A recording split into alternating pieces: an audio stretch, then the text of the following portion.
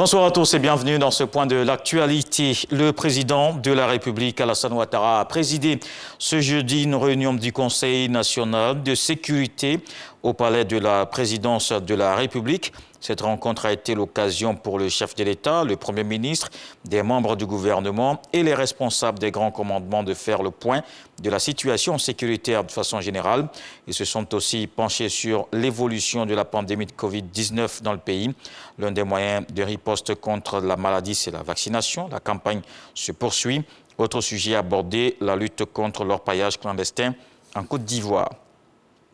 Dans le domaine énergétique, le Togo est à l'école de la Côte d'Ivoire. Ce pays s'inspire du modèle de réussite du programme Électricité pour tous. Le ministre togolais conduit une délégation en terre ivoirienne, 48 heures pour tout comprendre sur cette initiative qui améliore le quotidien des populations. Jean-Luc Bambo.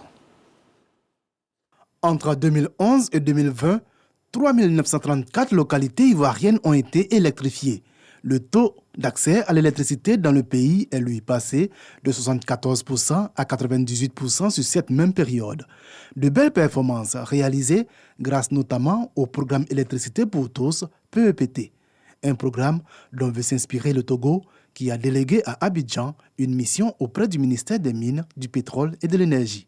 Si un pays frère comme la Côte d'Ivoire a réussi à implémenter un projet avec succès, il convient à ce qu'on puisse s'inspirer de ce pays-là et dans un cadre un peu plus large de discuter de tous les segments de la chaîne de l'électricité, de la production, du transport d'électricité et de la distribution et de voir dans quelle mesure, de manière pratique, nous pourrons concrétiser les volontés des deux nations. Un partage d'expérience entre les deux pays qui aspirent à se doter d'un secteur électrique performant pour le bien de leurs économies et de leur population. C'est dans le cadre donc des relations sud-sud et nous sommes certains qu'au Togo, il y a également des choses qui ont été faites et nous gagnerions également à aller là-bas pour nous inspirer de leur expérience.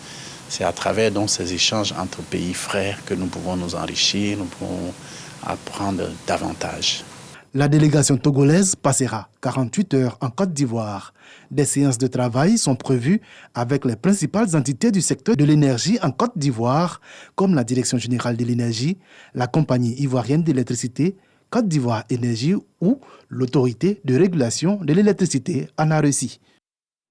Dans l'actualité également, ouverture de la consultation virtuelle de la Commission de l'Union africaine sur la nutrition.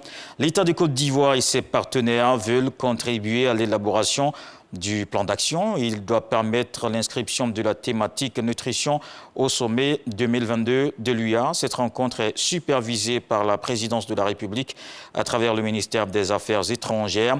Elle participe également de l'amélioration du statut nutritionnel des populations. En sport basketball, les éléphants de Côte d'Ivoire, vice-champions d'Afrique décorés par le ministre des Sports. Ils ont d'abord reçu un vibrant hommage avant leur distinction. Ils ont été élevés au grade de chevalier et officier dans l'ordre du mérite sportif. Une cérémonie tenue à la rotonde du Palais des Sports de Treichville.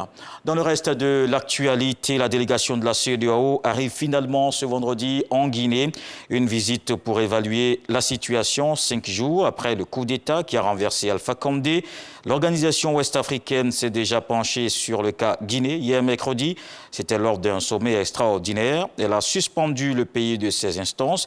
La communauté exige une nouvelle fois la libération du président, encore dans les mains des putschistes. Au Maroc, déroute pour le parti de la justice et du développement à la tête du gouvernement marocain. Depuis une décennie, le parti islamiste a subi une déroute spectaculaire lors des élections législatives de mercredi 8 septembre, obtenant que 12 sièges, une défaite inattendue au profit des libéraux considérés comme proches de la famille royale. Le Rassemblement national des indépendants sort vainqueur avec 97 sièges. Et puis en Afghanistan, pour terminer, après l'annonce du gouvernement par les talibans, des manifestants ont battu le pavé hier pour exprimer leur désaccord. Des groupes de femmes dans les rues de Kaboul pour dire non à cette équipe gouvernementale exclusivement islamiste. Les talibans ont commencé à frapper les femmes et à lancer des gaz lacrymogènes, raconte une manifestante. La représentante adjointe en Afghanistan de l'ONU Femmes estime que les talibans ont manqué une opportunité de montrer au peuple, au monde, qu'ils sont engagés dans la construction d'une société inclusive et prospère. L'actualité se poursuit avec les infos régionales. Je vous donne rendez-vous à 20 h pour la grande édition.